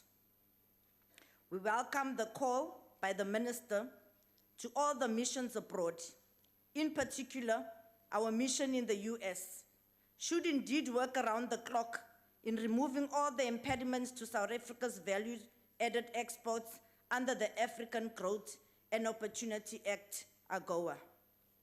Honorable Chair, it is worth reminding ourselves that South Africa is a signatory to many international conventions and global partnerships, which are not limited to the UN Charter, but inclusive of sustainable development goals. These conventions enjoin us to work through sustained efforts to promote strategic relations with countries of the North, among others. These conventions and partnerships represent a moment of ushering a new dawn, wherein our country can respond to the problem statement of South Africa and reposition herself once again to reclaim space in the global arena. In conclusion, we are looking forward to the conclusion of a medium-term strategic framework of 2014 to 2019 that will form the basis of the 2015 to 2020 revised strategic plan. The African Union Master of Roadmap on practical steps on silencing the guns in Africa by the year 2020. African Union Agenda 2063, as well as the Blueprint for Sustainable Development Goals. UN Agenda 2030 for Sustainable Development and global partnerships with strategic formations and countries of the North are essential vehicles in driving our international relations political agenda for this term of office. This will position South Africa in the world as asserted in the opening statement of the Chapter 7 of the NDP. We are Africans, we are an African country, we are part of our multilateral national region, we are an essential part of our continent. Being Africans, we are acutely aware of the wider world deeply implicated in our past and present. God bless Africa, God bless South Africa. The ANC supports this budget. I thank you, House Chair. Thank you, Honorable Member. We call upon Honorable M.A. Sheikh Imam. Thank you, Honorable House Chair. The National Freedom Party welcomes the report of the Department of International Relations. Honorable Minister, allow me to congratulate you on your appointment as Minister, and I am quite certain that this department is now in very good hands. Minister, let me start off by talking about our participation in some of the international structures, and one such structure is SADC-PF. Now, SADC has got two sides to it. One is the heads of state and SADC Parliamentary Forum. And I think it's one of the matters that you need to look at whether it is really serving the intended purpose, SADC. We spend a lot of money. We go there twice a year. to different parts of the region, and we need to look at where it's really serving the interest of our people, particularly in the country and in the region. So I'd leave that in your good hands, Minister, that you look at it. I think the issue of the leasing of the premises has been going on for many, many years, and the question that arose was, should we rather be purchasing these properties since they are going to be there for long term rather than leasing them? But I think your department is dealing with that issue. The issue of Palestine now, you know, Chair, I don't know whether we read different dictionaries or what, but when I look at the word impartial, it looks like some of us interpret it differently. But I have an answer why we interpret it differently. There's only one reason. And that one reason is money. So if you get money for anything, you sell your principles, you sell your soul, you sell your values, you sell everything. So you can't be impartial. That is clearly what it is. Now look at this one. You come there, you take over something that is not yours, you violate the human rights of these people, and you're telling me I must be impartial. I don't understand this. So to be honest with you, some of these people need to go back and search their souls. But let me tell you where it comes from. Those that were privileged during the days of oppression in South Africa and were part and parcel of the oppressors will never understand what the Palestinian people go through. And we as the National Freedom Party saying anyone, anywhere in the world, must not be allowed to be oppressed. I hear a lot of words about China, and yes, indeed, we must be mindful of China and what they can do. But why is it I don't hear the same of the greatest monster on earth, and that is the United States of America, where there is no peace in the world because of the United States of America. Wherever there's trouble, it's United States. Wherever there's disease, there's United States. Where there's war, there's United States. But nobody wants to say anything. And they talk about impartiality. Now, this is a sick joke as far as I'm concerned. I think they need to have their heads red. The National Freedom Party fully supports you, Minister, and your entire team, and congratulates you on the work that you do. Thank you very much. Thank you, Honorable. Long live Sheikh, long live. Order, honorable members. Order, honorable members. We now call upon the Honorable D. Muela to take the debate forward.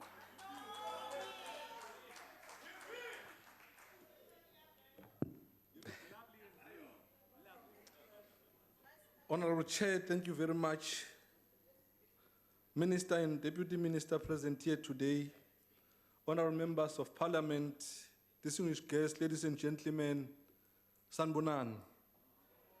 It is my greatest honor to address this sixth Parliament, which is recently installed as our legislative authority in a year coinciding with the 25th anniversary for constitutional democracy. I would like to take this opportunity and thank the African National Congress for affording me this opportunity to represent the people of our country in this important institution of our democracy. We thank the generation of young leaders and activists who came before us, whose in their own sacrifices paved a way for many of my generation to enjoy the freedom and the opportunities that we have today. The debate, Honorable Chair, takes place in a month wherein we observe the Nelson Mandela Day, which is a global call to action to celebrate the idea that each individual has the power to transform the world. This is done in honor of the distinguished service by our founding father in the promotion of freedom, human rights, peace, democracy in the world. We draw strength from his wise words when he said, and I quote, "We cannot allow our common well-being, that unilateral interest of single nations or groups of nations dictates international conduct and affairs," and close quote. These are the same values that we have become the cornerstone of our foreign policy outlook, wherein we use our historic experience to promote a better Africa and a better world. Honorable House Chair, I want to reflect on the promoting of global democracy to transcend unilateral decision-making. It must be stated without any fear of contradiction that unilateralism is an outdated 20th century phenomenon.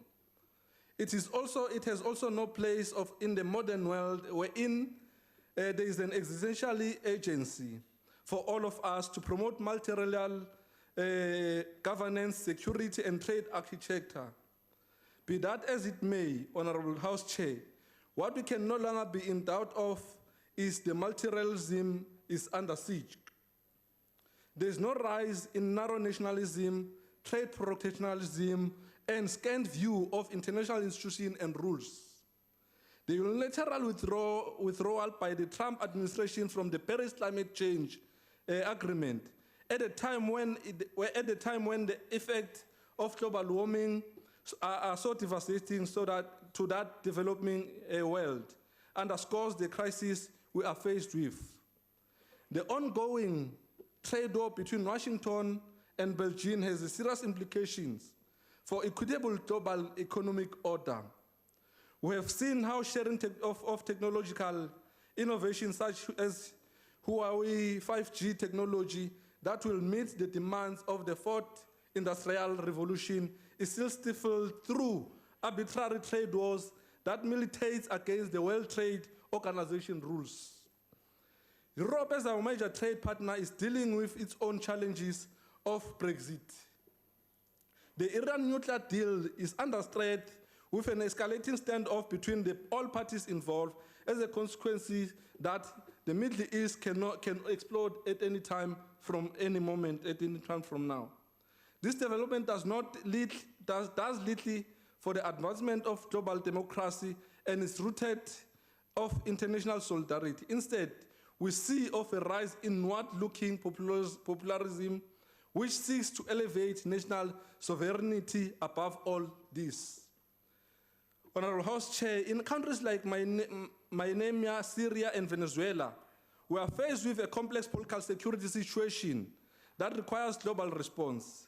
This requires of us to use available international and regional instruments to find lasting solutions for the benefit of the people of those countries, in particular, the world and in general.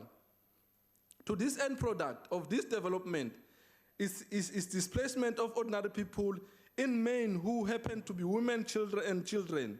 They find themselves caught in an unresolved civil conflicts or trapped in humanitarian crisis due to disruption of life and necessary supplies for the livelihood. It is under such condition that the mass rape of women occurs to the spread of diseases and the likes of HIV and AIDS. Therefore, it should concern us as that unilateralism is a global decision-making is on an ascendant, while global democracy is on the back foot. It is an indictful reality that post-Cold War international system still has a reckon with pocket of unilateralism meant to benefit the military industries complex, whereby, for an example, defense budgets far outprints national investment in healthcare, in education, in infrastructure upkeep, and in element delivery. The tangible cost of non-sticking to international democratic system include the undermining of the authority of international bodies such as the United Nations, World Trade Organization, the African Union, and the European Union. In a larger freedom, Kofi Annan, the late UN Secretary General, reminds us that, and I quote, "Dealing with today's threat requires broad, deep, and sustained global cooperation. The states of the world must create a collective security system to prevent terrorism, strengthen non-professionalism, and bring peace to war-torn areas while also promoting human rights, democracy, and development. It is in global cooperation that we will manage better transborders migration. It is in global cooperation that will defeat acts of terrorism. It is in global cooperation that will prevent human trafficking by organized criminal gangs. And again, indeed, it is in global cooperation that will prevent international drug smuggling and illicit financial flows. It is in such cooperation that will achieve more, placing African agenda at the center of global liberation and action. The ongoing political security challenges in Libya, Cameroon, Sudan, and South Sudan is of great concern, Honorable Minister. We have long held the policy position that South Africa's development and prosperity is inextricably linked to peace and development to the continent. Our foreign policy posture outlook should be alive to the current realities. That is why we must not just celebrate being part of multilateral fora without a clear, tangible and plan to advance our domestic and regional agenda. Our commitment in contributing to a stable, peaceful, and a prosperous Africa continue working with other nations within SADC and the African Union should be the basis of our agenda. Honorable Mwela, your time has expired. Thank you, House Chair. We call upon Honorable Likota. Thank you, Honorable Chairperson. Minister, may I join those who have extended their congratulations on your appointment to your office.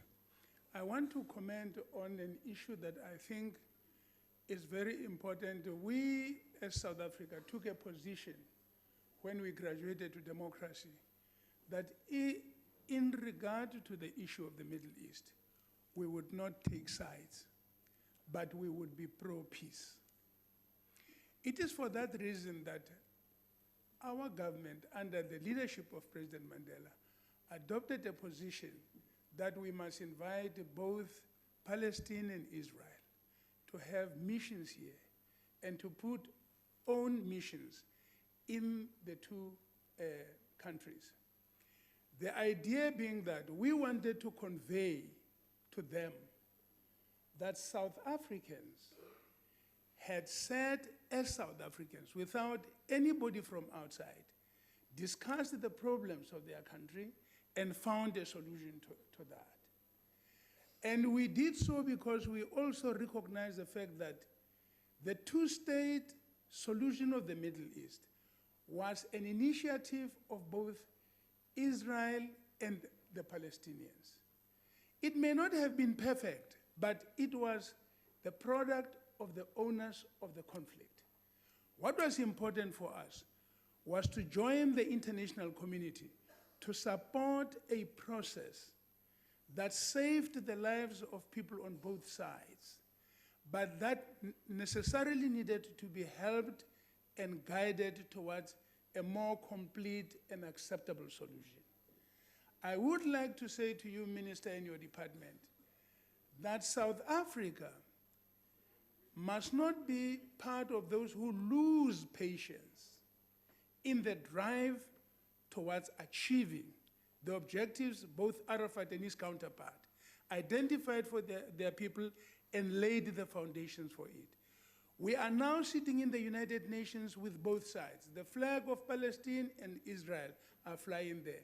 We have a duty to continue to prevail on both sides, to return to the negotiations where they don't agree on issues, but they must find solutions in discussion and not spill more blood.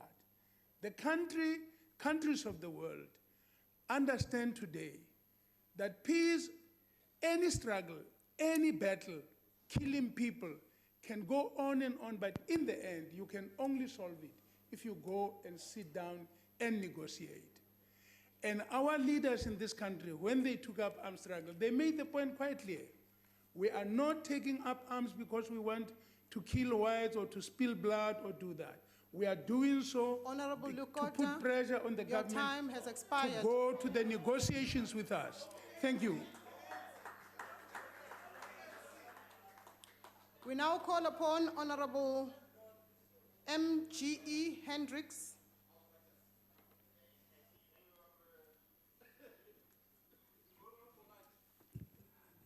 Thank you, Honorable Chair, Honorable Dr. Minister and Sister.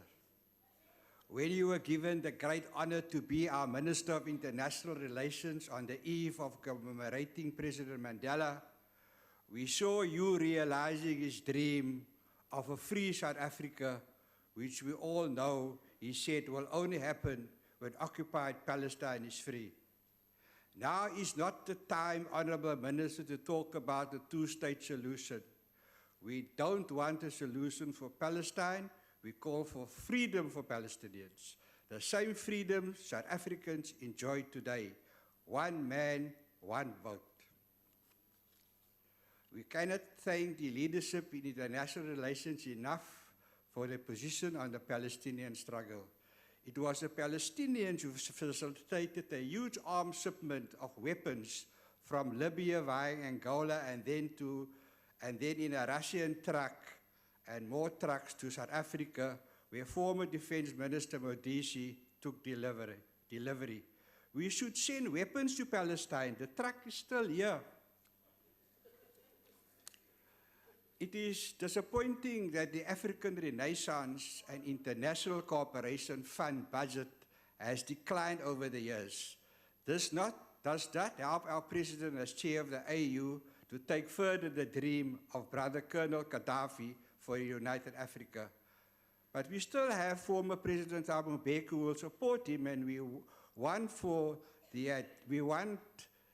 waiting for the identification of a site for the Pan-African Parliament, which we hope will be within the stone's throw from Parliament in District 6, the hub of the resistance in the 60s. This was the dream of President Thabo Mbeki. Judge Fikile Bam was arrested in District 6. The great African intellectual Achima Feji spoke about the African Renaissance in District 6. So, Minister, we're waiting for you to take the lead to take forward the African Renaissance. Minister, we have to express our disappointment on your silence on the untimely death of the first democratically elected president of Egypt. We also want to suggest to you that you look to Pakistan for nuclear energy to help us with our electricity crisis.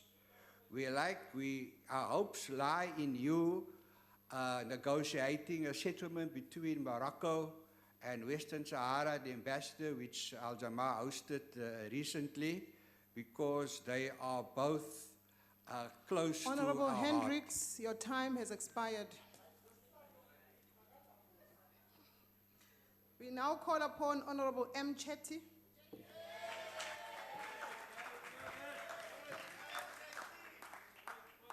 Greetings and salutations, Honorable Chair, Ministers, Deputy Ministers, Honorable Members, Diplomatic Corps present, our guests in the gallery, and fellow South Africans.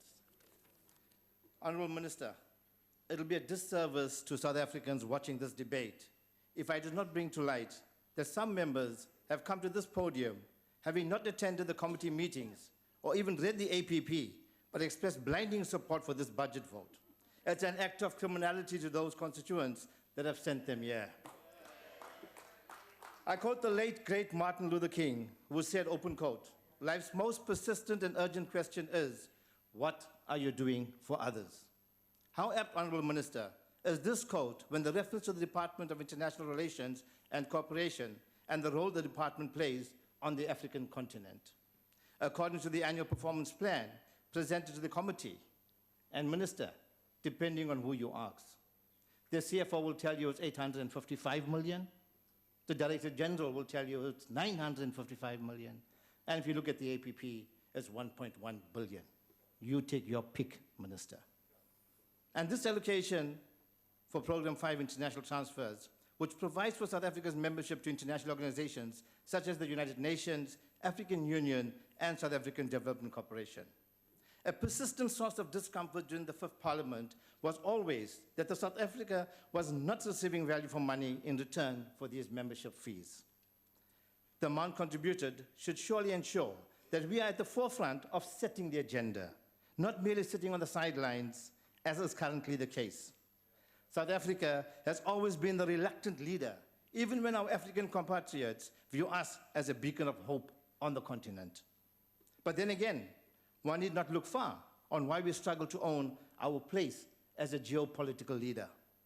Despite the international embarrassment that the ambassador Zinzi Mandela brought to the country, President Cyril Ramaphosa still went ahead and extended her tenure. Also, Minister, the shocking testimony at the Zondo Commission by yet another delinquent ambassador, Bruce Colonia from the Netherlands, and his involvement in the irregular and illegal landing of the infamous Gupta plane at Waterkloof should warrant his immediate removal from office. Frankly, Minister, we can do better in vetting ambassadors and diplomatic staff. Honorable Minister, you need to awaken from the dream that President Ramaphosa concocted during his State of the Nation address and come to the realization that the appointment of ambassadors need to move away from the current patronage model where political rejects are given a soft landing.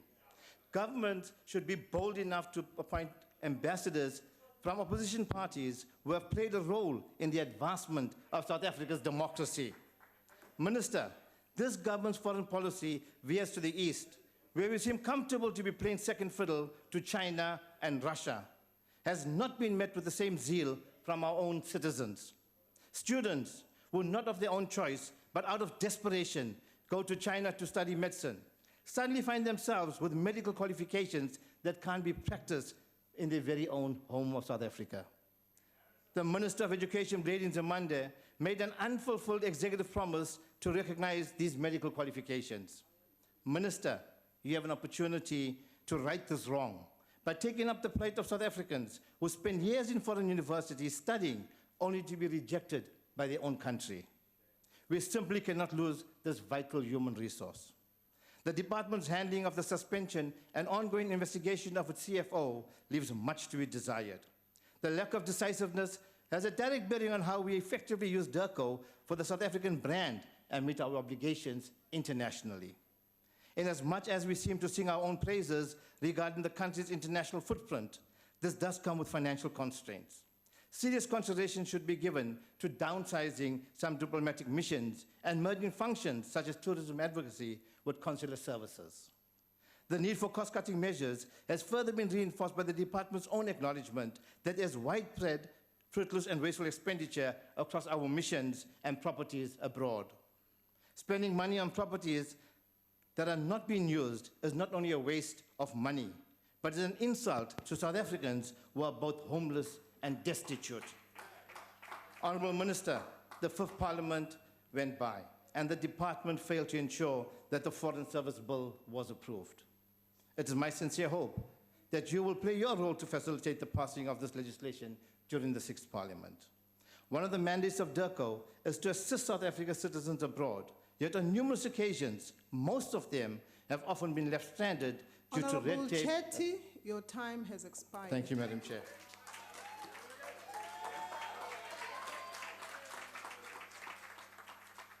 We call upon Honourable T.S. Mpanza.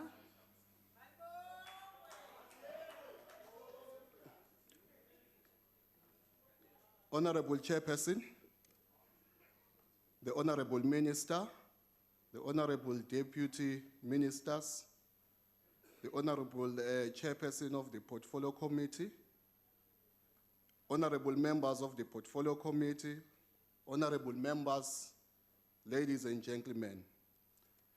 Chairperson, I think for the record, we must state that our Portfolio Committee yesterday adopted the report unanimously by all political parties with no objections.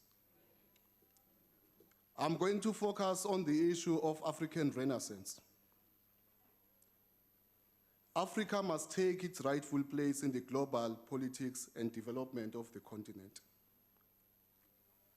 There are a number of instruments that we can use to achieve this goal of Africa taking its rightful place in global politics and development. And fortunately for us who are now in the sixth administration, our predecessors were visionary leaders who in their wisdom established an instrument called an African Renaissance International Cooperation Fund to take the African agenda forward. African Renaissance and International Cooperation Fund was established immediately after 1994. The democratic government took a deliberate decision to establish this fund to promote the development assistance and to consolidate peace and reconstruction in Africa and elsewhere in the world.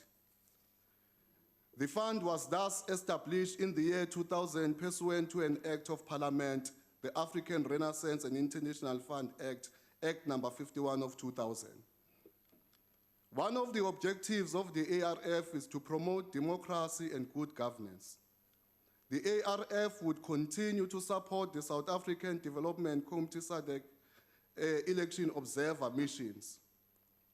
The holding minister of democratic elections is considered critical to socio-economic development of the continent and the region. There are 10 countries that are due to go for elections in the 2019-20 year. And of these, 5 would be from SADC region. That is Botswana, Malawi, Mozambique, Namibia, and South Africa. Of course, South Africa has just had its own elections recently.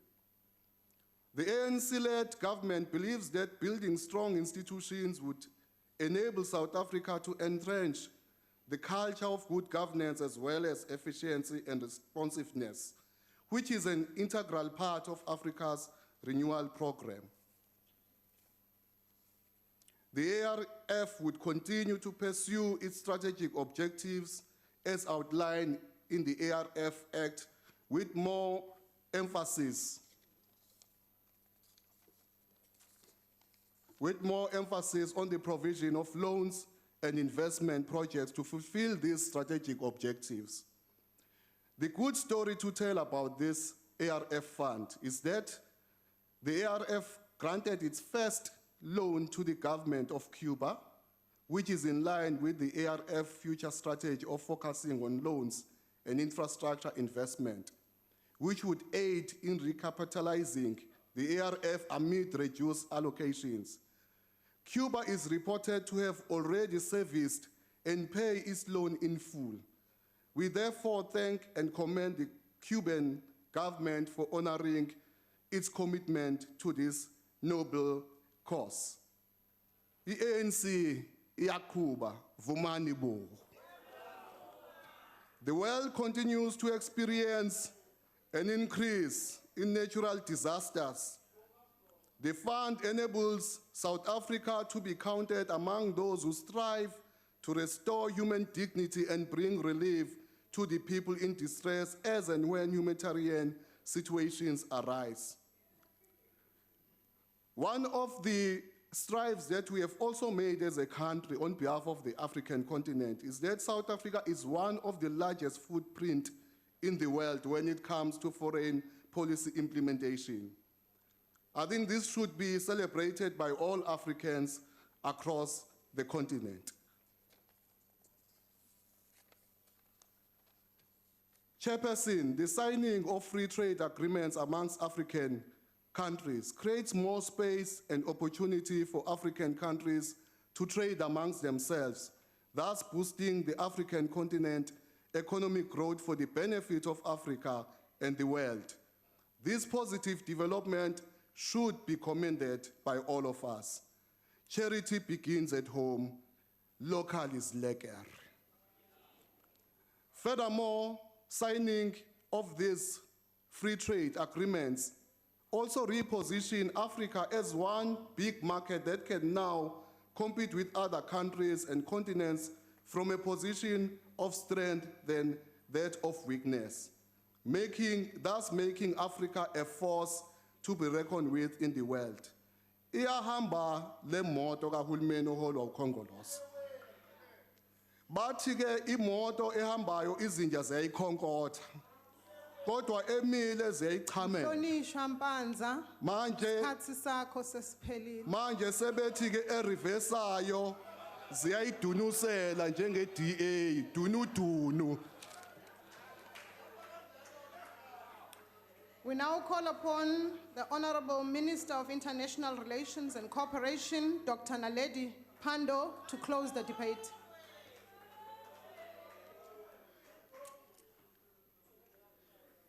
Thank you very much, Chairperson. Let me begin by thanking all members who have participated in this debate, and in particular thank those members who have agreed that they will support our budget. To those who say they won't, I'm not sure why they will continue to insist that we should have diplomatic relations if we have no funding, because that's the consequence of their position. I believe, Chairperson, that we must utilize our international relations to advance our national objectives and the policy goals of our country, with, of course, due regard to the values and principles of solidarity, democracy, and peace. We will always endeavor to seek out friendships based on shared values and common goals.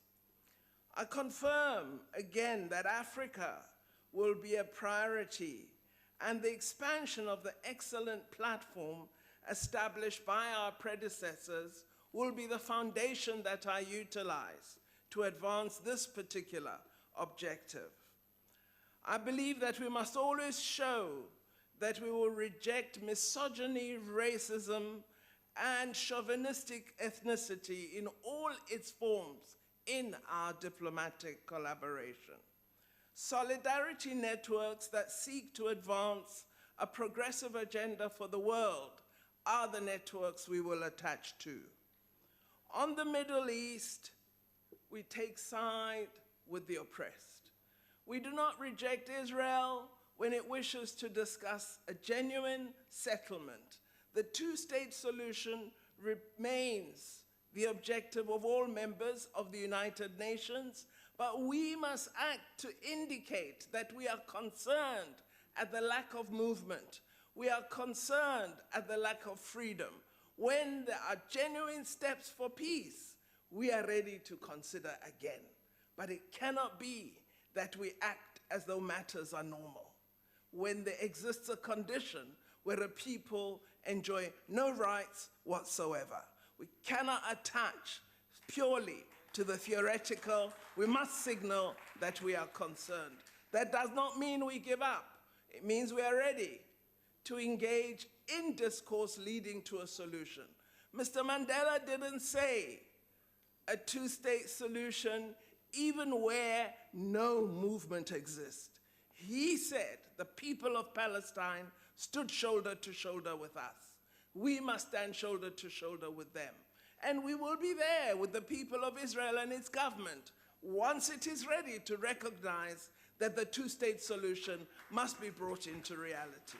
So it should be understood what our intentions are. And we would be most happy when we discuss the Middle East that we talk about Syria. We talk about the humanitarian disaster in Yemen, that we talk about all those who suffer and don't neglect to mention other actors in that region that are exacerbating the negative condition of humanity. Absolutely imperative that we do that.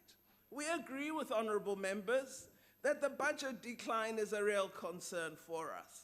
And I take the advice and wise counsel from members that we must look at the issue of the missions. We will. But I do urge the Honorable Chetty to understand that the allocations that are provided as the first touch by Treasury do not always remain as so. And at times the figures we state may be understated by the need to revise how we prioritize, given the changes introduced by Treasury post the medium-term expenditure framework. And we would ask, given that an explanation was provided to the Portfolio Committee, that the bona fides of the department be accepted, given that set of explanations. There is no intention not to be accountable or transparent by the department, and we absolutely understand the concern of members, but we assure you there's no intention to hide anything, and we will respond to the directives of the Auditor General and ensure we improve our financial administration. Please be assured of that. I thank the Honourable Member, Mr. Bergman of the DA, for the indications that he will support us when the right things are done, and we assure you that we're going to strive to try and do the right things, particularly for South Africa and our continent. It cannot be said we are bullied by China. China is an important player in the world, and we are fortunate to have excellent relations with them. What we should be asking is, are we drawing the best advantage from that relationship? Have we done as much as we could to extract the economic and other opportunities that derive from such a strong relationship? I think much more could be done, but I don't think we can just neglect such a powerful and potential trade and economic opportunity. But in no way has China ever, in fact, I've found them intriguing, in that they say you relate to us on your terms, or you don't relate to us on your terms. They've never come begging for the relationship. We have sought it, they have sought us. And I think it's one of rapprochement, but I do think there's much more South Africa could secure from that relationship, especially in trade terms. There are so many provinces in China with a total lack of awareness of South Africa as a tourist destination or indeed a business opportunity. We need to exploit those opportunities much more.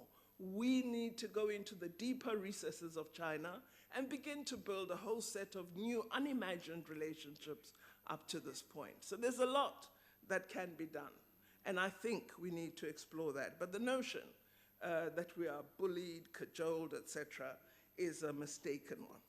On the matter of human rights, I've said our voting record in the United Nations Security Council has certainly for me been a very good one in the time we've served as non-permanent member this year and into 2020. And we will ensure, having listened, I think, and taken on an aspect introduced by former Minister of International Relations, Sisulu, that our focus will be the traditionally observed human rights perspective of South Africa, and that will drive our voting pattern. And that is what has been happening, and I'm very pleased at that. On the conduct of ambassadors, clearly we must address this, and I must do so in discussion with the President. You know, it's not just the decision of the minister. We must have a proper discussion and address that. But also, I do call on us as South Africans to always have regard when there is a set of dialogues, to all sides of the dialogue, and to be critical of all elements that exude racism, sexism, or any form of prejudice or discrimination. And don't choose one part. All of us are focused on Ambassador Mandela and not what has been said to her or about President Mandela or Mrs. Winnie Mandela. By saying that, I do not in any way absolve or say one supports. But I'm saying let us be even-handed in all commentary that we make about comments. And of course, with respect to Ambassador Kolwane, again, I think a serious discussion is merited.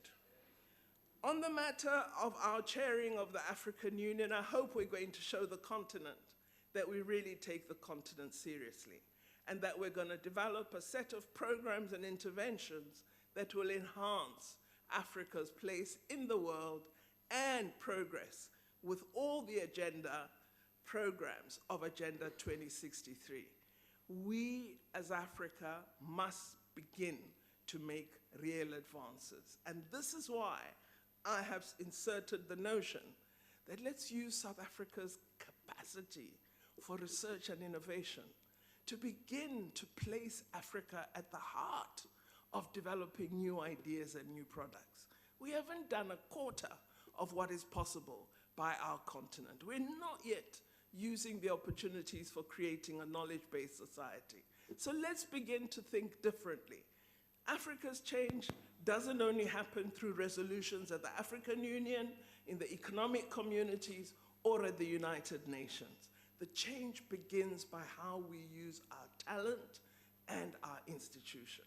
So let's begin to add these elements that I believe are missing at this moment so that we really make the kind of advances that place us in the center of the world.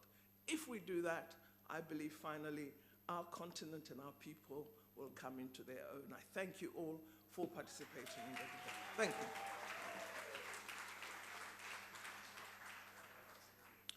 Thank you, Honorable Minister. Members are reminded the debate on police, including Independent Police Investigate Directorate budget vote, will take place at 4:30 in the National Assembly chamber. The debate on social development budget vote will take place at 4:30 in the Old Assembly chamber, and the debate on public enterprise budget vote will take place at 4:30 in Committee Room E249.